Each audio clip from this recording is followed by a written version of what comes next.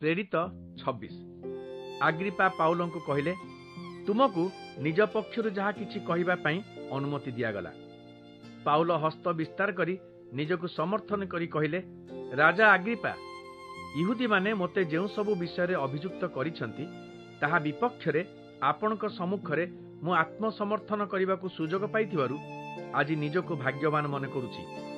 कारण इहुदी मानकर रीतिनीति और मतामत संबंधरे आपण भल रूपे जानती।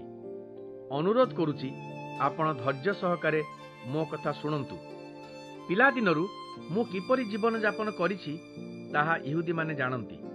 प्रथमे निज देशरे और तापरे जेरुसालेम रे मु किपरि जीवन काटिछि सेमाने ताहा जानती।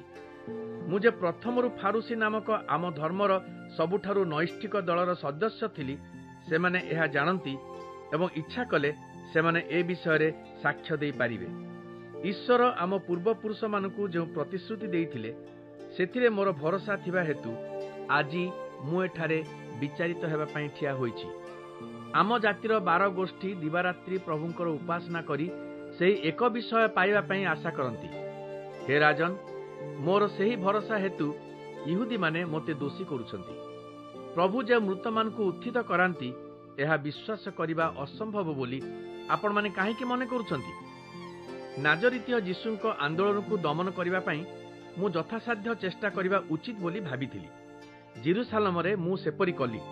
प्रधान याजक मानक ठारू क्षमता पत्र नेई ईश्वरंको भक्त मानकर मध्यरु अनेकंकु कारागार रे निक्षेप कली और सेमानकु मृत्युदंड दिया जिबा बेले मु ताहार सपक्षरे थिली। अनेक थर समाज गृह मानकरे मु सेमानकु दंड देइछि ओ सेमानक विश्वासरु विच्युत कराइबा पई चेष्टा करिछि। मु सेमानक प्रति एते क्रोधान्ध होइथिली जे सेमानक उपरे अत्याचार करिबा पई विदेशीय सहर मानकु मध्य जाइथिली। एही उद्देश्य रे मुख्य याजक मानक ठारू क्षमता पत्र और आदेश नै मु दामास्कस को जाइथिली। हे राजन, हठात दिने मध्याह्न समय राजपथ उपरे मु सूर्यालोक ठारू एक अधिक तेजमय आलोक देखिली। आकाशरु सेही आलोक आसी मोर ओ मो सहयात्री मानक चतुर्दिगरे उद्भासित हेला। आमे समस्ते भूमिशायी हेलु एवं हिब्रू भाषा मो पई उद्दिष्ट एही बाणी सुनिली, साउल साउल, तुमे काहेकि मते ताड़ना करुछ? हल करुथुवा चाषीर पांचण कंटा मुनरे गोईठा मारुथुवा बलद परी तुमे निजे आहत हेब। मु पचारिली, प्रभु आपण किए? प्रभु उत्तर देले, मु जीशु जहांकु तुमे उत्पीड़न करुछ। किंतु उठी ठिया हुओ, तुमको मोर सेवक रूपे नियुक्त करिबा पई मु तुमको दर्शन देई अछि। आज तुमे मो विषय जहा देखिच ओ भविष्यत रे मु तुमको जहा देखाइबी से विषय तुमे अन्य मानकु कहिबो। जेउ इहुदी ओ अण इहुदी लोकमानक निकटकु मु तुमको पठाइबी सेमानक ठारू मु तुमको रक्षा करिबी। तुमको सेमानकर चक्षु खोली देबाकू पड़िबो ओ सेमानकु अंधाररु आलोककु ओ शयतानर कबळरु प्रभुंक प्रति फेराई आनिबाकू हेबो, जेपरि मो ठारे विश्वास करिबा द्वारा सेमानकर पाप क्षमा हबो ओ प्रभुंक मनोनीत लोकमानक मध्यरे सेमाने स्थान पाइबे। हे राजा आग्रिपा, मु स्वर्गरु जो दर्शन पाइछि ताहार अबाध्य होई नाही। मु प्रथमे दामास्कस ओ जेरुसालेम रे ओ तापरे समग्र जिहुदा प्रदेश ओ अण इहुदी मानक मध्यरे प्रचार कली, जेपरि सेमाने पाप निमंते अनुतप्त होई प्रभुंक निकटकू फेरिबे ओ सेमाने जे अनुताप करिसंती ता कार्य देखाइबे। एही कारणरू मु मंदिर रे थिबा समय रे इहुदी माने मते धरी हत्या करिबाकू उद्यम कले, किंतु आजि पर्यंत प्रभु मते साहाय्य करि अछंती ओ सेति पई मु आजि सान बड़ समस्तक निकटरे समान भावे मोर साक्ष्य देबा पई छिड़ा होईछि। भाववादी माने ओ मूसा जहा घटिबो बोली कहिथिले मु ठीक सेही कथा कहूछि।